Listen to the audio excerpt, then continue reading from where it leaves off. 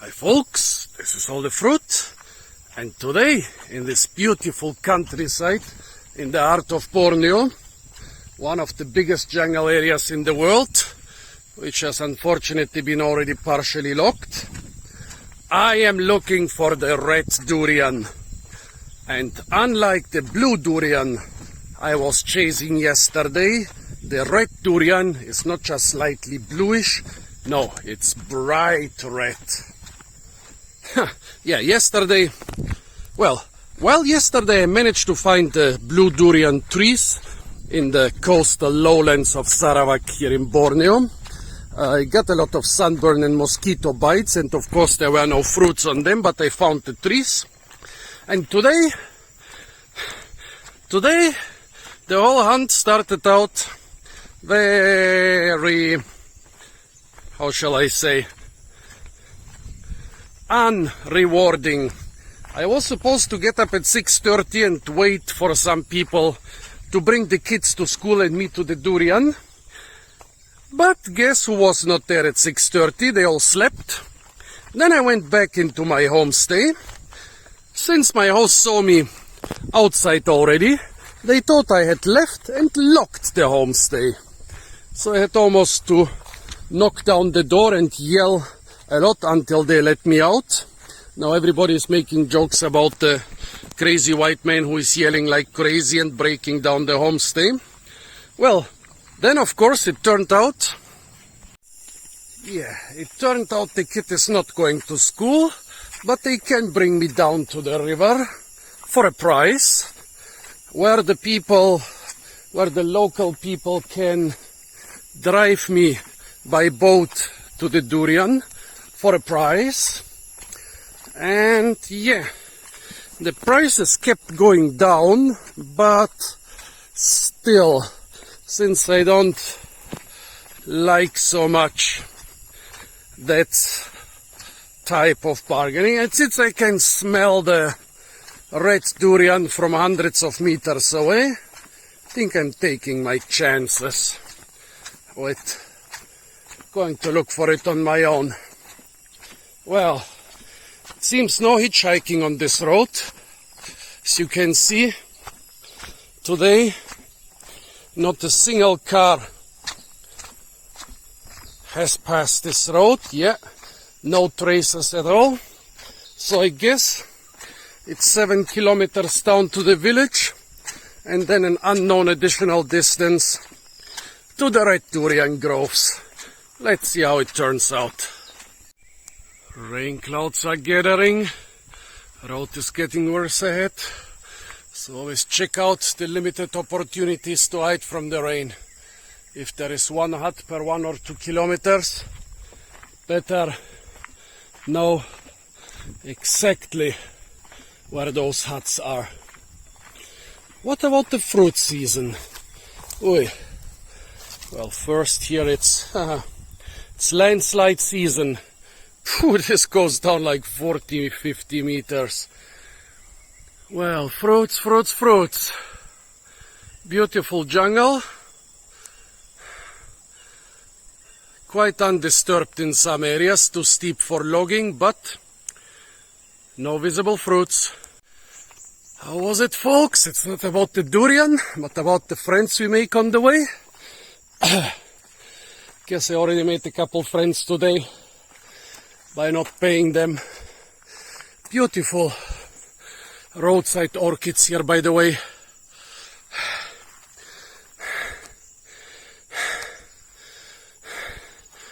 Beautiful ferns. I think, what was this called? Selaginella? And a small pond. Nice. I think I have enough water with me still.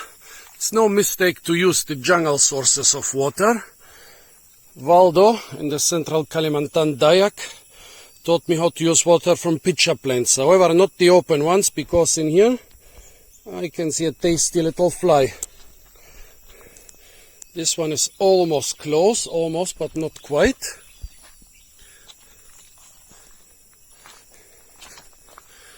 However, this one is... Okay, it was just It was just a very colorful grasshopper. Well, you never know what jumps at you here in the jungle. Could be a colorful grasshopper, could be a poisonous spider. So, you pop open the pitcher. This one seems to be compromised in some way. Brown spots inside and outside and very little water. Tasted normal at least. Yep, always utilize the food and water sources in nature. Never know when you're gonna run out of one of those. Faint durian smell, growing stronger almost by the second. However, this is not a red durian. This is the normal Durio sibetinus. Well, could be carried by the wind quite far. But at least folks, I'm smelling durian. Thank goodness for the yellow forest trucks. Well, this one is just bringing a school kid to school, but hey, you cannot be picky. Unfortunately, right 1 minute after I smelled the durian, the truck caught me. So, let's see. If I spot a red durian from the truck, I'll make him stop. But I only smelled the normal Durio sibetinus. I don't think I'll get off the precious transport just for that. Logging is still going on around here. Now they are logging the very steep slopes. Since the supply went down, a guy around here told me they used to take out 100,000 tons of timber per month from those forests around here. Now they are taking just 2,000 to 5,000. Que durian! So, those guys, I met them this morning and they asked me where I'm going. Yeah, so now it becomes kind of, financially feasible. Well, of course not ecologically, but financially feasible to log even the very steep slopes that were left alone last time when they logged here 10, 20 years ago. Apart from the steep slopes, they are also logging the very remote jungle areas, like 100 kilometers ahead of here. 6 kilometers sure feels like a lot when you are on a dirt road on the back of a truck. Good that I didn't have to walk all this, but this is the easiest part. I think there's just 1 or 1.5 kilometers left to the river. My butt is already feeling it. Now I remember why I used to travel in the heart of Borneo no more than 100 kilometers a day. Because 100 kilometers on those hard surfaces, and from time to time the trucks jump like crazy. 100 kilometers is more than enough. Don't think I can stand a lot more. Are they actually mining for coal here? This looks like coal, but I didn't know that coal mining is a thing in Sarawak. Yes, they have coal, but or are they just taking gravel from the road from here? It's possible that this is not coal at all, but just some black rock. We have arrived at the river. Here they left one big black rock standing. Doesn't smell like coal. Well, there are a lot of things that smell like coal without having enough caloric value to be burned efficiently. We are at the river now. Let's find out where the red durian is growing. Seems like I'm not the only explorer here. Heart of Borneo Scientific Expedition. Well, let's see if I meet those folks here, and let's see what kind of science they are doing around here. Hey! Well, supposedly there is a boat service to the other side. Beautiful butterflies, by the way, here. Look at that beauty. This is quite a big one, maybe 9 centimeters. Not a giant one. I saw a giant one this morning, more than 3 times the size, but this one is sitting here. Couple other beautiful ones over there. Okay, seems like the boatman is just sitting in the boat, relaxing, and not planning to come. Maybe waiting for the other people from the truck to come here. Maybe waiting for something else. Maybe there is another place where they go down to the river. Don't leave me behind, folks. No, he is walking away. Even the local village people are surprised. Still waiting.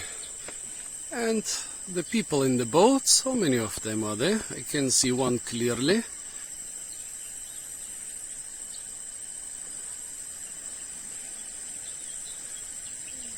Yeah, he's very relaxed, not thinking about coming here.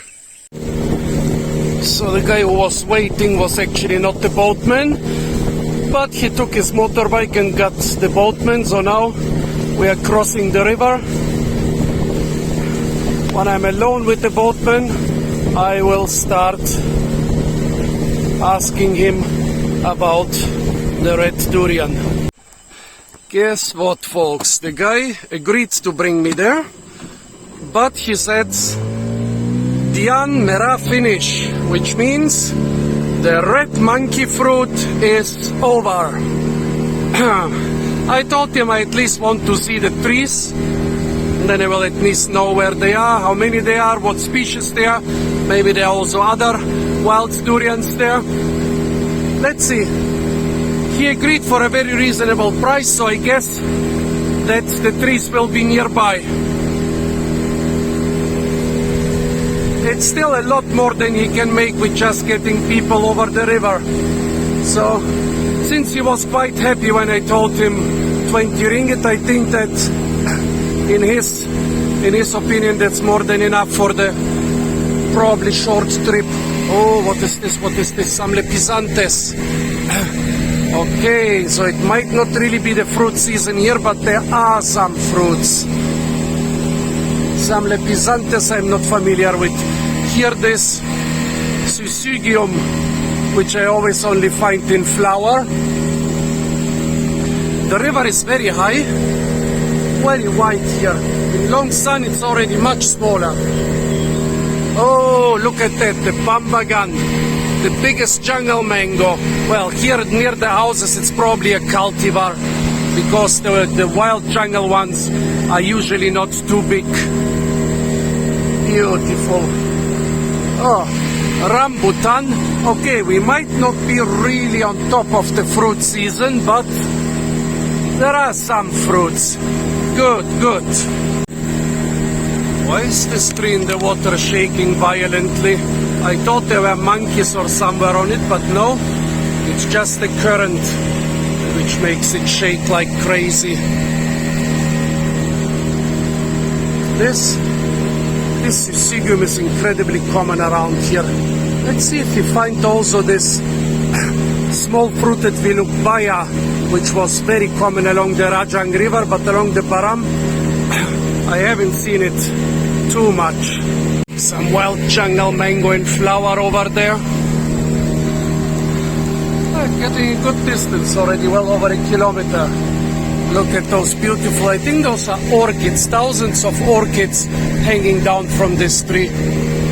Yeah, the epiphyte, the diversity of epiphytes here is amazing.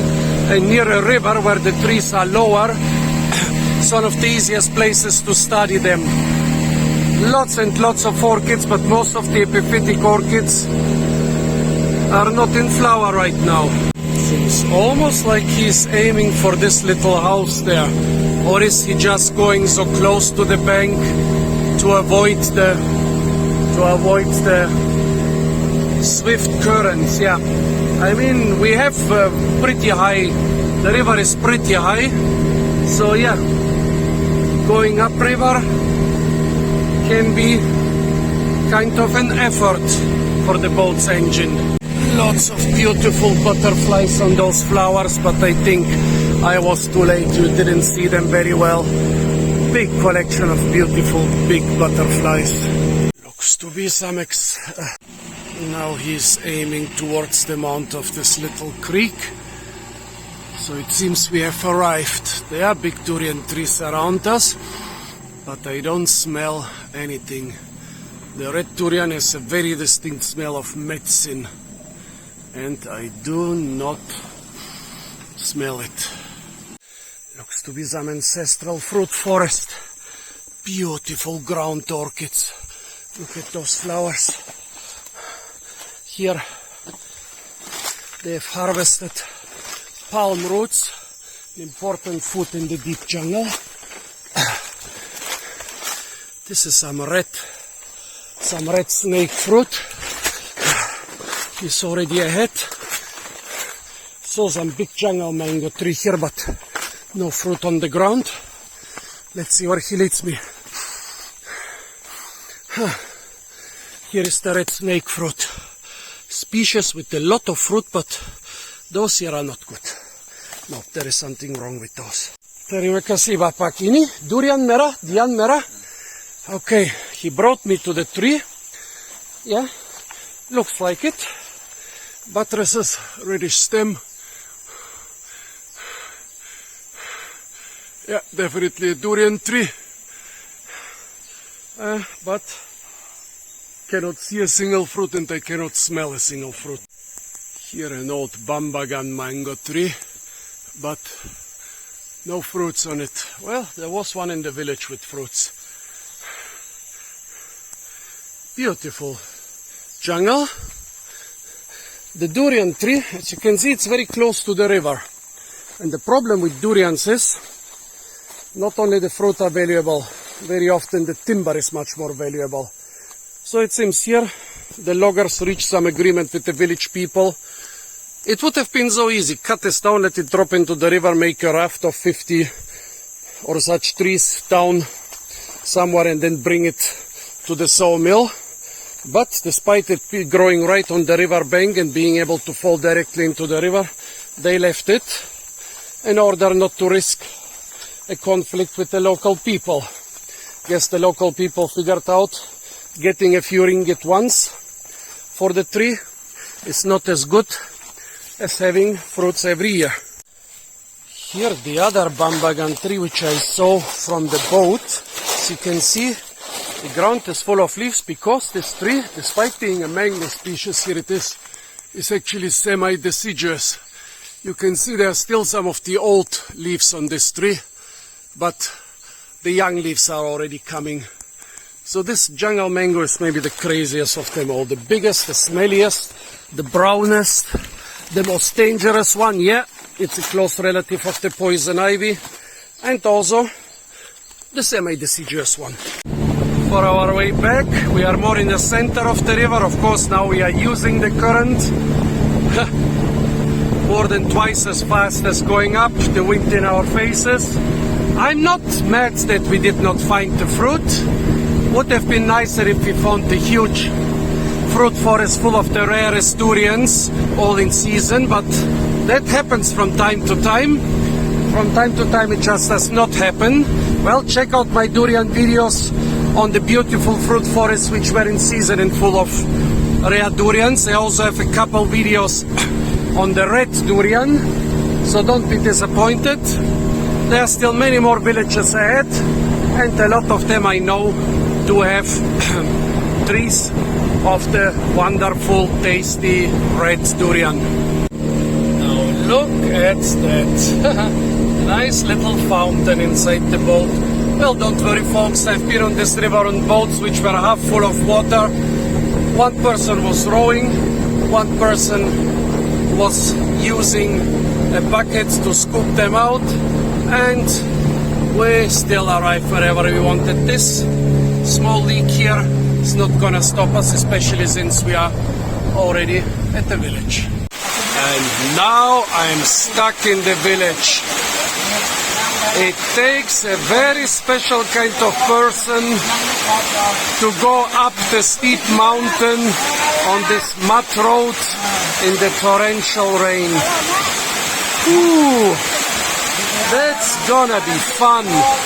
Crossing the river, finding somebody to take me up the mountain, and arriving at the top without an accident. I already found some friends here. Kawin, teman. Friend. You go on YouTube. Grandmother. Not grandmother. Niya mo'y chantik. Grandmother. You grandmother. Yeah. Now I'm stuck here with those wonderful people. I don't mind. I'm just afraid whether I'm gonna make it to Long Sun today. Dogging the steep slopes. They are now really scraping the bottom here. And me, after exploring the village, waiting for about an hour of torrential rain to stop, now I hitched a ride on the same truck. I'm just sitting at a different spot. The road is in surprisingly good condition, so I guess this black rock was not being mined for coal, but being mined in order to improve the road. Now back to base camp Sepulu, and from there I go on towards my friends in Long Sun. If we manage to make it. There are still a couple of places with quite big puddles ahead.